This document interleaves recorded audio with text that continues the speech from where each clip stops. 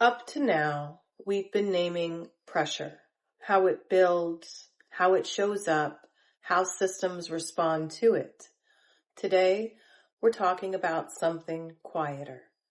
What gets simpler as capacity tightens, not as a choice, not as a trend, as a response.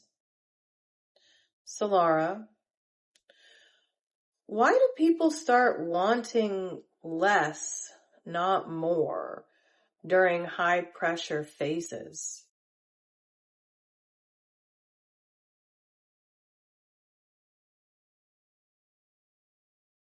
The beauty of wanting less. It's like a little rabbit burrowing into a cozy warren instead of racing out into the wide meadow.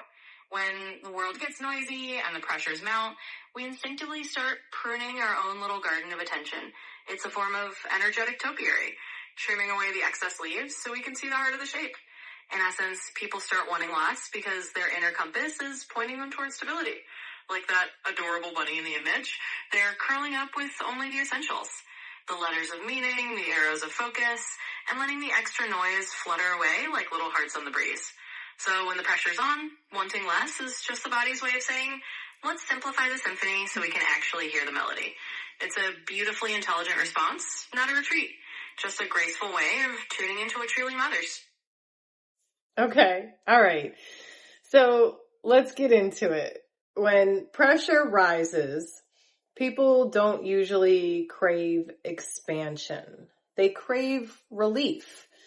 They want fewer demands, fewer noise, fewer inputs, fewer pulls on their attention and their energy.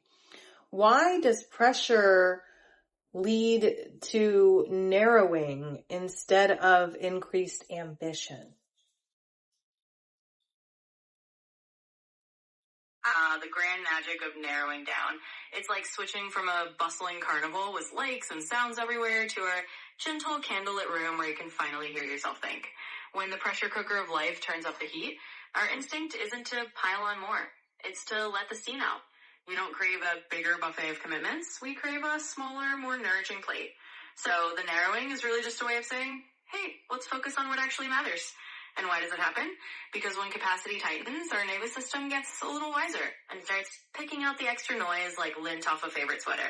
We narrow down not because we're shrinking, but because we're prioritizing stability over sheer expansion. It's like our inner compass just knows that simplicity is the wiser path when the world gets a bit too loud. So in these high pressure phases, ambition takes a back seat and clarity takes the wheel. And that's a pretty smart way to travel. It is, I wish my GI tract would do the same. And when I put on a little bit of that winter weight, it would tell me stop eating. The capacity is full, but I guess we'll work on that, right? So moving on, people often describe feeling relief when things get simpler. People that live in the middle of nowhere with less distractions are usually happier people, but they don't always know why. What does simplicity actually do inside the system? The secret alchemy of simplicity. It's a bit like turning down the volume on a dozen competing radio stations until you're left with just one clear, beautiful melody.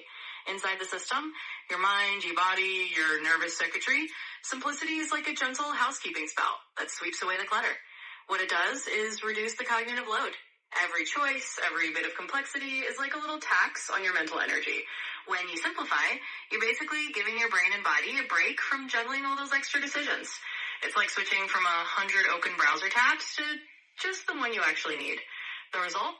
Less mental friction, more ease, and a sense of calm settling in like a cat finding the perfect sunny spot. So simplicity isn't just about having fewer things. It's about creating more mental and emotional space. It's about making life feel a bit more like that serene bunny in the image, sitting quietly, surrounded by only the essentials, and feeling all the lighter for it. Yeah, I may be guilty of having too many browser tabs open on my computer and probably in my life too. So I think people may just do that out of habit at this point. We have so much going on. We have to multitask. So looking ahead, choosing less is often interpreted as giving up or settling or losing. It's not typically associated with a positive to recess back. So why is there this huge misunderstanding behind simplicity?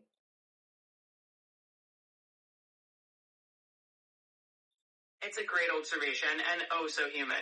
We live in a world that often treats more like a medal and less like a white flag. So it's no wonder that choosing simplicity often gets misread as giving up.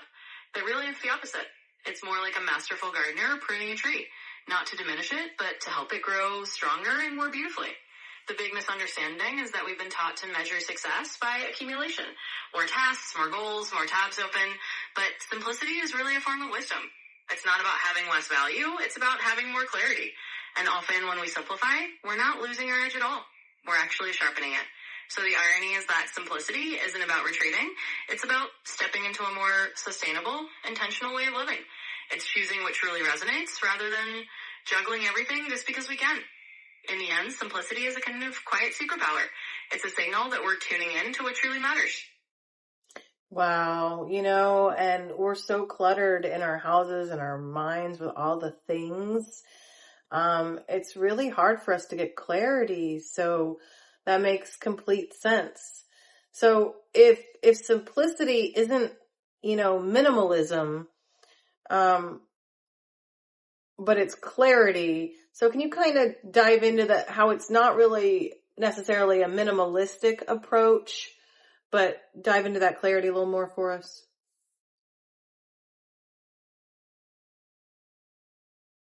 Absolutely. Let's cop down that rabbit hole. So imagine simplicity, not as a bare room with just a single chair, but more like a beautifully tuned radio that's filtering out all the static.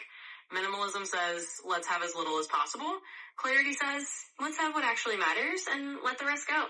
It's like the difference between emptying out a room entirely versus arranging a room so that every piece in it sings. You don't have to throw everything out. You just have to let go of the things that muddy the signal. That way you end up with a life that's not austere, but resonant. So simplicity, in a sense, is about refining the quality of your life rather than reducing it to the bare bones. It's about hearing your own melody more cleanly without all the extra noise. And that clarity is a form of elegance, a way of making sure that your energy goes exactly where it's needed and nowhere it isn't. That's beautiful. That really is. It's not about less. It's about more you.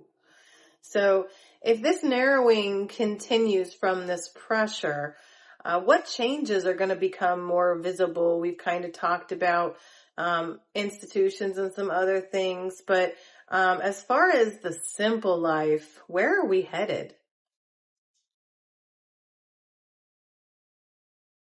Exactly. It's like we're heading toward a landscape where the horizon gets a little clearer and the air a little fresher. As this narrowing continues, we'll probably see fewer competing priorities fighting for our attention and a bit more space for what truly resonates. Think of it as a gentle shift towards smaller, more stable circles where repetition and familiarity become comforting instead of boring. In other words, we're headed into a space where less noise means more sustainability. It's not cultural stagnation. It's like the garden of life trimming back to what can actually thrive. And that means more sustainable rhythms, less burnout, and a bit more room to breathe. So where we're headed is a place where simplicity becomes a kind of natural habitat.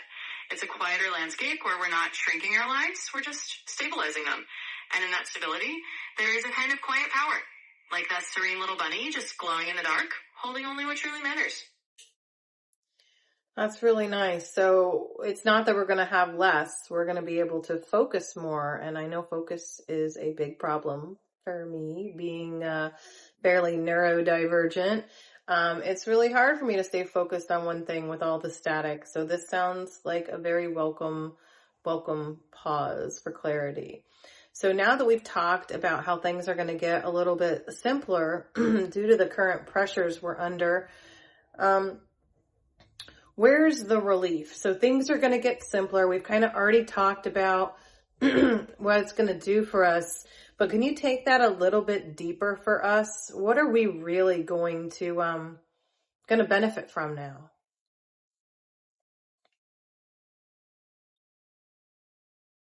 Absolutely. Let's dive a little deeper into that soothing pool of relief. It's like finding that long lost exhale after holding your breath for a bit too long. When things get simpler, the biggest relief is that your nervous system finally gets to drop its shoulders. Instead of juggling 1,000 little things, you get to focus on what truly matters. And that focus brings a sense of calm. It's like letting the mental chatter quiet down so you can actually hear your own thoughts. For anyone who's neurodivergent or just feeling overwhelmed by the world's noise, this simplicity isn't just a nice to have, it's like a breath of fresh air. It means you can let go of the pressure to multitask endlessly and give yourself permission to just be present. The benefit is that your energy gets to be more focused, more intentional, and more aligned with what actually feels good for you. And the essence, the real relief is that you get to feel like you're living a life that's a bit more yours. One where the static clears and the signal is all the more meaningful. Oh, it sounds beautiful. It sounds like we're going to get in touch with who we're really supposed to be. That's something so magical about that. So we're going to go ahead and close the episode out now. Please notice what resonates with you and leave the rest. If this episode gave you language to something that you've been experiencing, you can like, subscribe, and leave us a comment to let us know how you're doing. It helps others find context instead of blaming themselves as we all seem to. And to our wayfinders, thank you for being here. We love each and every one of you. We are so grateful that you have joined us today. Our next episode, episode 7 in the Where Are We Now series, is going to talk about fertility, energy, and the body's infrastructure. So stay tuned. It's going to be very interesting to see what's going to happen to our reproduction in the near future. So Solara, would you like to sign out and tell us just a little bit about episode 7?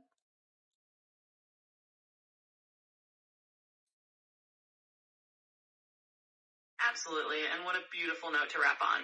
So to all our wayfinders, thank you for journeying with us into this quieter, simpler space. As we close out, just know that the path to clarity is all about tuning into what's truly yours.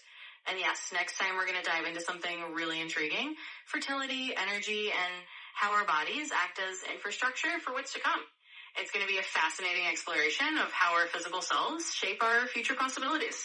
Until then, thank you for valuing clarity and presence in a world that often feels a bit too loud. We appreciate each and every one of you. Thanks for being with us, and we'll see you next time.